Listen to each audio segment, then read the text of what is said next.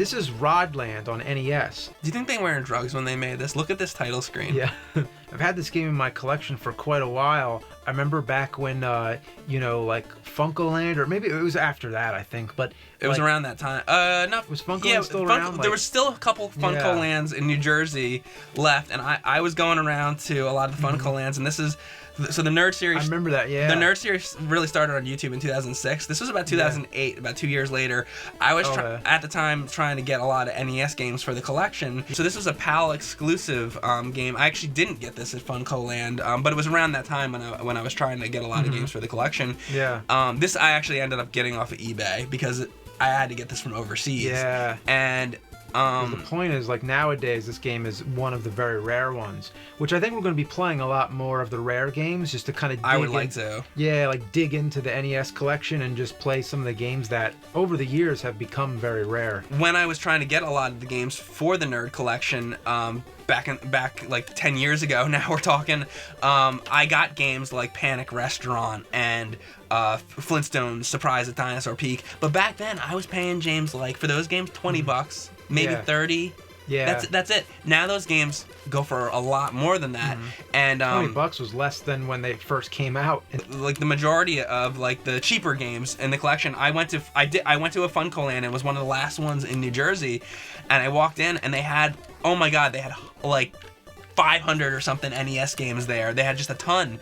I got like 400 NES games for like under $100. It was I was buying each game was like a quarter or something. It was just unbelievably cheap. And if you bought 2, you got the third one free. And you should have seen the faces on the people. They were like, you're really buying all these? I'm like, I'm buying them all. And they're like, why would you want these? There's like Xbox out now and stuff like that. It was back then before people really understood. Like collecting didn't really become such a thing until recently. Yeah, I was like... It wasn't a thing back then. But you remember back when we were in college, like... I was like the only one that had like an Atari 2600 and like an NES and stuff, pretty much. And maybe some people did, but not many people were bringing that out. Where now I feel like that's not as embarrassing of a thing. If somebody brought out an NES game in college now, it would be more accepted. But back in the early 2000s, you were kind of like a dork for doing that. Well, you know what? I remember in ours.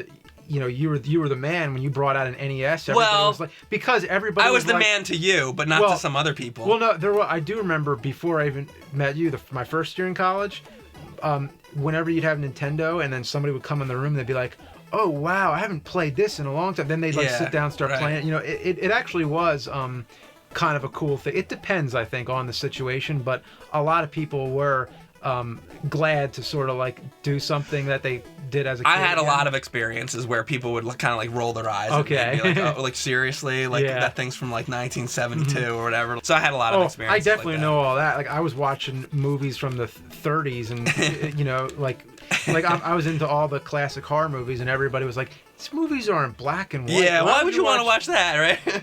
And those are such great movies. Yeah. That was my big, like Godzilla. Everybody's like, oh, it's a guy in a suit. It's like oh, it looks so fake. Yeah. It's like you didn't know it looked fake. Yeah, exactly. Oh, really? Oh, it's fake? Yeah, you're right. It looks fake. I shouldn't watch this anymore. We did a whole video on Batman, but the example that. The only example I think that like gets to me, that like gets under my skin, Adam West, it's whenever everybody says like, oh, that Batman '66 show, oh that old one with Adam West, that was so campy.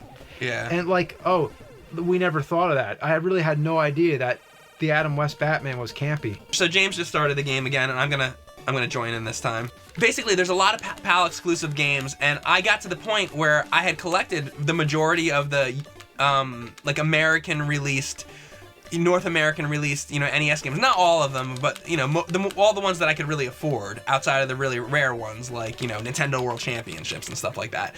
So then I got to the point I was like, okay, well, what else is there? And I started to get into the European ones. So I got, like, the new Ghostbusters. Mr. Gimmick is another one.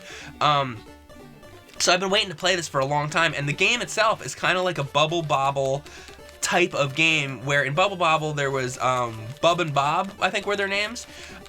This one, their names are Tam and Rit, and you can see each screen is divided up into just like a single screen thing, and then once you beat each stage, you go on to the next stage. So that's very much like Bubble Bobble.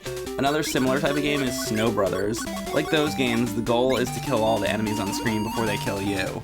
So you kill all the enemies with the magic wand by slamming them into the ground. It's a bit more brutal than rolling them in the snow or trapping them in bubbles. You can only kill one enemy at a time because it takes time to slam each one.